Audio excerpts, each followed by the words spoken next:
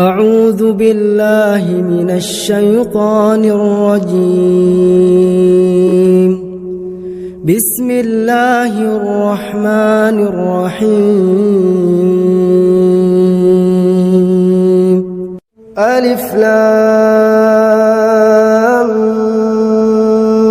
ميم.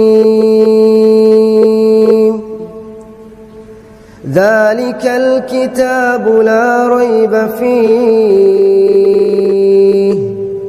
هدى للمتقين الذين يؤمنون بالغيب ويقيمون الصلاة ومما رزقناهم ينفقون